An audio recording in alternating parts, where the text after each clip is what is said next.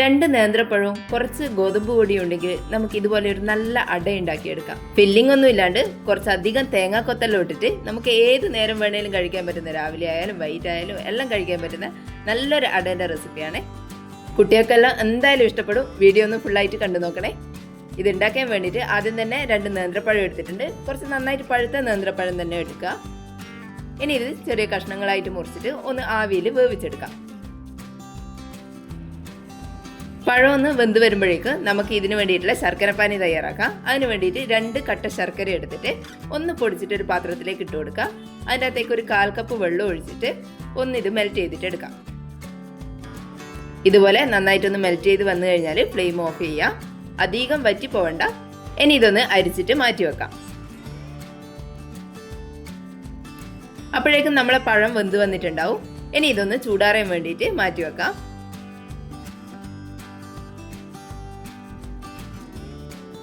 പഴം മുഴുവനും മാറ്റി വെച്ചതിന് ശേഷം കുറച്ച് വാഴയില കൂടി ഒന്ന് വാട്ടിയെടുക്കാം.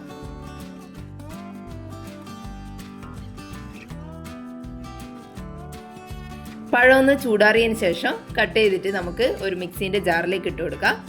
എന്നിട്ട് വെള്ളമൊന്നും ഒഴിക്കാണ്ട് ഇതൊന്ന് അരച്ചെടുക്കാം. ഇതുപോലെ നല്ല കട്ടിയിൽ തന്നെ അരച്ചെടുത്തിട്ടുണ്ട്. ഇനി ഒരു പാത്രത്തിലേക്ക് ഒരു കഷ്ണം ബട്ടറോ അല്ലെങ്കിൽ നെയ്യോ ഒഴിച്ചു കൊടുക്കാം. അതിലേക്ക് നമ്മൾ അരച്ച് വെച്ചിട്ടുള്ള പഴം മുഴുവനായിട്ടും ചേർത്ത് കൊടുക്കാം.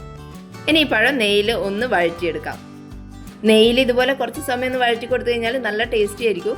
അതുകൊണ്ട് കുറച്ച് സമയം, ഒരു 2-3 മിനിറ്റ് നേരം ഇതുപോലെ ഒന്ന് വഴറ്റി കൊടുക്കാം.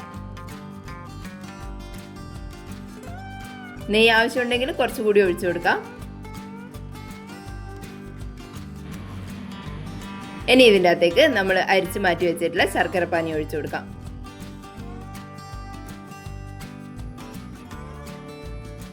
ഇനി ഇതൊന്ന് മിക്സ് ചെയ്തെടുക്കാം. ചൂടോടെ ചെയ്യുന്നത് കൊണ്ട് ഇത് പെട്ടെന്ന് തന്നെ മിക്സ് ആയിട്ട് കിട്ടും. ഫ്ലെയിം ഒന്ന് ലോ ടു മീഡിയത്തിൽ തന്നെ വെച്ചിരുന്നാൽ മതിയാവും.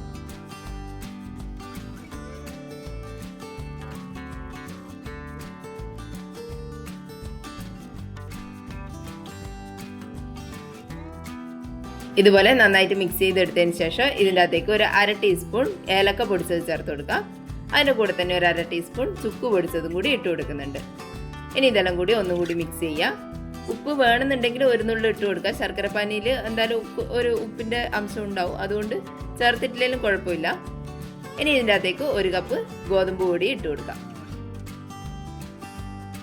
ഫ്ലെയിം ഓഫ് ചെയ്ത് കൊടുക്കാം. ഇനി ഇതൊന്ന് മിക്സ് ചെയ്തെടുക്കാം.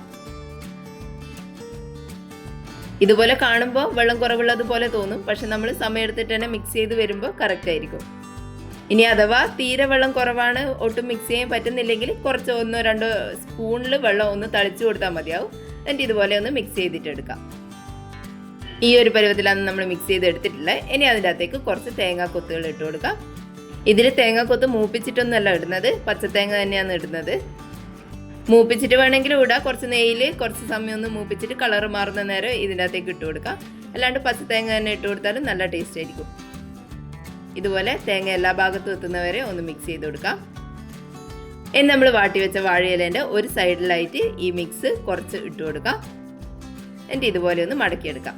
നമുക്ക് ഏത് ഷേപ്പിൽ വേണ്ടിയെങ്കിലും മടക്കിയെടുക്കാം. എല്ലാ ഭാഗവും ഒരേ കട്ടിയിൽ വേണമെന്നേ ഉള്ളൂ. നമ്മൾ സാധാരണ മടക്കിയെടുക്കുന്ന ഫില്ലിങ് വെച്ചിട്ടുള്ള അടേൻ്റെ ഒരു ഭാഗം ചെറുതായിട്ട് തിന്നായിട്ടും ഒരു ഭാഗം കുറച്ച് കട്ടിയിലും അല്ലേ ഉണ്ടാകുക. അതുപോലെ അല്ലാണ്ട് ഇല മടക്കിയതിന് ശേഷം എല്ലാ ഭാഗവും ഒരുപോലെ ആകുന്നവരെ പ്രസ് ചെയ്ത് കൊടുക്കാം. വാഴയില പൊട്ടിയിട്ട് മാവ് പുറത്തൊന്നും പോകാത്ത വിധത്തിൽ എല്ലാ ഭാഗവും ഒരുപോലെ ഒന്ന് പ്രസ് ചെയ്ത് കൊടുക്കാം. ഇതുപോലെ ബാക്കിയുള്ളതും കൂടി ചെയ്തെടുക്കാം. ഇനി ഇതൊന്ന് ആവിയിൽ വെച്ചിട്ട് വേവിച്ചെടുക്കാം.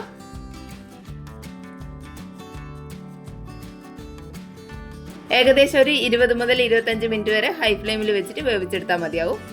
ഇനി ഇതൊന്ന് ചൂടാറാൻ വേണ്ടിയിട്ട് വേറെ ഒരു പാത്രത്തിലേക്ക് മാറ്റി വെക്കാം.